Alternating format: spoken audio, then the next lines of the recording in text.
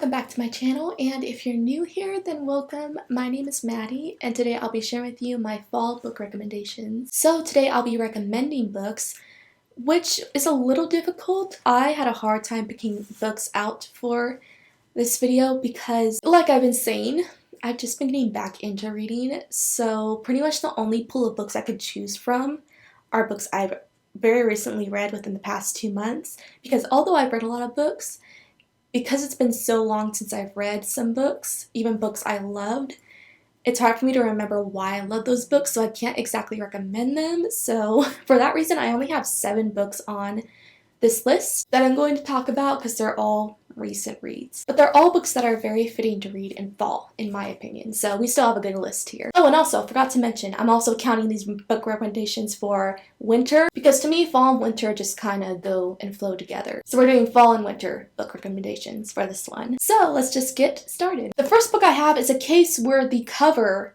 mainly reminds me of fall, not so much the book, although I do think this is still a good book to read during the fall because of its darker themes in it, but that is One Small Thing by Erin Black. This one is a contemporary romance, and like I've said before,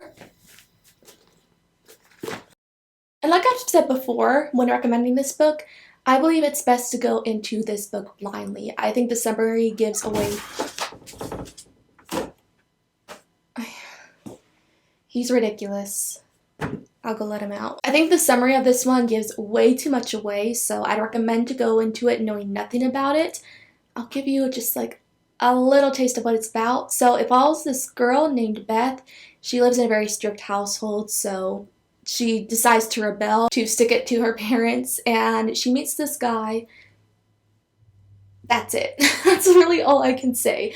Trust me, it is very, very, very good. I loved this romance. The connection these two characters had was beautiful, and I liked seeing them come together despite the circumstances that they're in. This is a forbidden romance. It's forbidden for a very, very valid reason, and it makes their relationship even more intense. There's so much angst in this.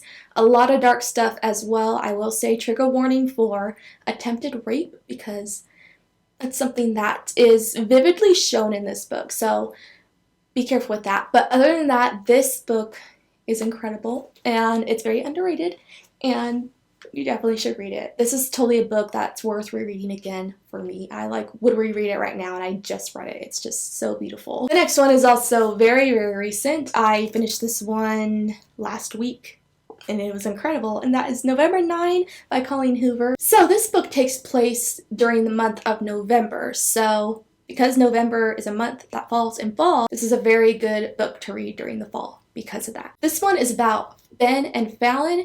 They meet, and they have this instant connection, and they would totally like to see each other again. However, Fallon is going to be moving to New York, so they're going to be apart. However, what they decide to do is meet every November 9th for the next 5 years, because Ben is planning to write a romance book, so he believes this scenario will give him inspiration for his book.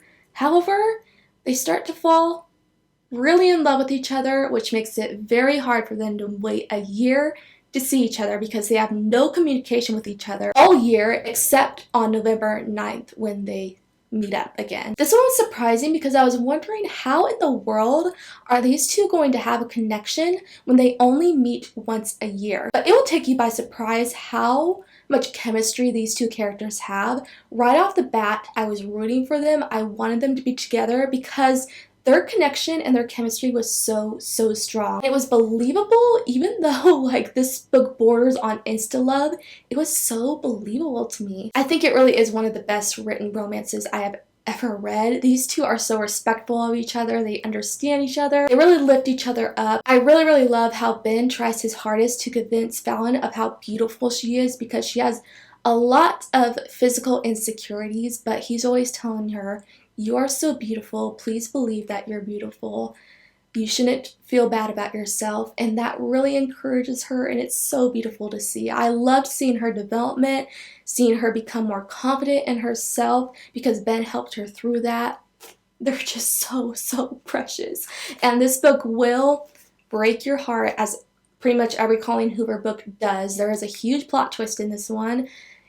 Again, as every single Colleen Hoover book does. The twists in her books are always so mind-blowing, and this book is not exempt from that. It will blow your mind, and it's very heartbreaking. It's so, so good at the same time. So please pick this up if you haven't read it yet. It's been out for a while, so I'm sure a lot of people have read this. I'm really mad that I put off reading it for so long. The next one I have is Lake's Edge by Lyndall Clipstone. This is a book I hadn't planned to read until I received it in my owl crate, so I was really glad about that because I never heard about this book, but I really ended up enjoying it. This one is about a girl named Violetta, and her brother has these powers that he can't control, but there's this guy who is pretty much I would call him like the mayor of the town, something sort of like that. Like, he's in charge of the whole village, and he's someone who also has magic and can really help her brother control it, so they end up living with him. And Violetta starts to discover that there's this darkness plaguing the lands. There's this darkness that is slowly killing Rowan, this guy who pretty much adopts them, and she's just trying to figure out how to save him and to save the village, the town where they're at.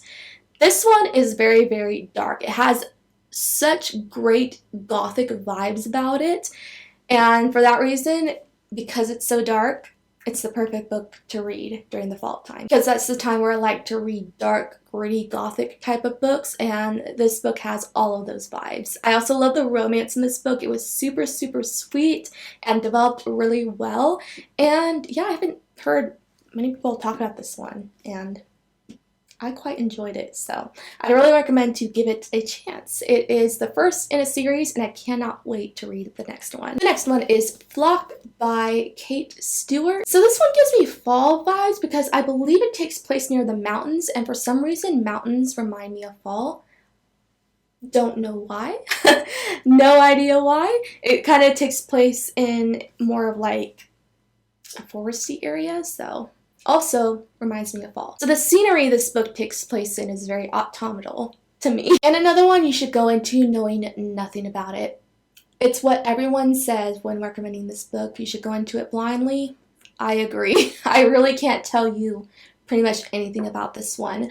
It is a contemporary romance. It also has a huge mystery behind it as well. I guess I can kind of read you the back because the synopsis of this one is very vague for good reason. So it says, "Can you keep a secret? I grew up sick. Let me clarify. I grew up believing that real love stories include a martyr or demand great sacrifice to be worthy. Because of that, I believed it, because I made myself believe it, and I bred the most masochistic of romantic hearts, which resulted in my illness. When I lived this story in my own twisted fairy tale, it was unbeknownst to me at the time because I was young and naive. I gave in to temptation and fed the beating beast, which grew thirstier with every slash, every strike, every blow. Triple Falls wasn't at all what it seemed, nor were the men that swept me under their wing, but in order to keep them, I had to be in on their secrets. Secrets that cost us everything to keep. That's the novelty of fiction versus reality. You can't relive your own love story, because by the time you've realized you're living it, it's over. At least that was the case for me and the men I trust my foolish heart to. Looking back, I'm convinced I willed my story into existence due to my illness, and all were punished." There you have it. So, that's all I'm going to give you. If that sounds up your alley, pick this up. There are twists. It is crazy, and a lot of things you won't see coming. It is also spicy as heck with the romance, so pick it up.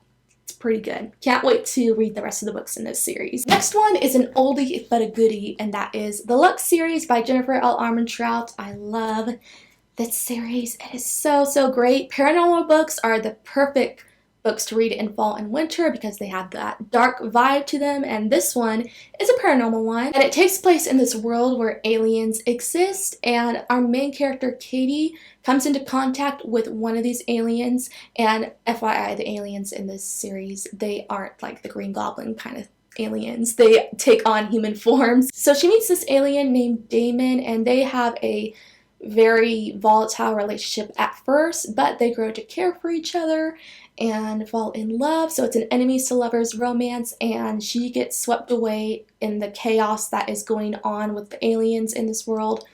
That's all I'll give you. It is quite good. It also is kind of like a guilty pleasure. I would say this series is Twilight but with aliens. So it can get very cringy at times, but it's also so good and it's easy to fly through. It's like crack, so I definitely recommend. And then I have 2 more books that I don't physically own. So the first one is Far From the Tree by Robin Benway. This is another case where the cover specifically reminds me of fall. That's about it. Like with the leaves on it and everything, reminds me so much of fall. But other than that, this book was so good. I read it so long ago. I believe I read it in 2018, so it's been a hot minute, but I need to reread it again because oh my god, this book broke me, but made me so happy at the same time. It's just beautiful. So this one follows 3 siblings, and they have never met before. They're all adopted, have never seen each other ever, haven't even known of each other's existence until recently. So what they do is they meet each other, and they're on this quest to find their birth mother. It is so heartwarming, so tragic, just beautiful. And it's been a really long time since I've read it, so I do have trouble remembering details, so I almost didn't include this one on this list, but I just felt like, how could I not when it's such a beautiful book? And because the cover is so autumnal, like it's perfect to read in fall because of that. I can't even remember if this book takes place in fall, but I'm going to recommend it anyway because it's stunning. And I, for one, am definitely going to read it again soon. And the last book I have is Punk 57 by Penelope Douglas. This one is a dark romance, so based on that, I think it's the perfect book to read during this season. This one follows Misha and Ryan, who have been secret pen pals for 7 years, until one night, Misha runs into Ryan and figures out who she is, yet she doesn't know that he's the guy she's been secretly writing to all these years, but he knows that she's his secret pen pal. They end up spending their senior year in school together, and they start to fall in love. Meanwhile, Ryan has no idea still that this guy is Misha, and there's a bunch of dark stuff happening in the background. This one I did have like mixed feelings on, just because the topic of bullying is very prevalent in this book, and I felt like Misha kind of borderline bullied Ryan at some points, and yet she was still falling in love with him, so I found that kind of weird. But other than that, there was a lot of things about this book that I really enjoyed. Despite Misha's reactions to Ryan at first and kind of treating her a little poorly, he did end up softening up over time, and at that point I really started to feel a lot for their relationship. I love how they bonded. I really believed in their connection. The plot twist I did see coming a little bit, but it didn't fully hit for me until it actually happened, and I was still blown away. If you like the secret pen pal trope, also check this one out because I love that trope and I want to read more books with that trope.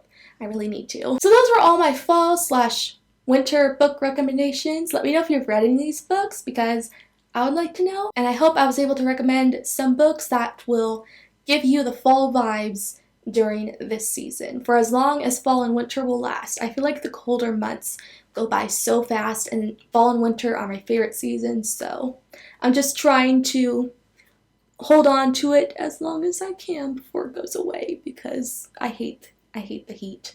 I just want it to stay cool forever. Thank you so much for watching this video. If you liked it, be sure to like, comment, and subscribe for more book recommendations because I'll definitely be doing more of those, and anime-related videos, and general book-related videos. And if you'd like to follow me on social media, those links will be in the description box, and I'll be back really soon. Bye!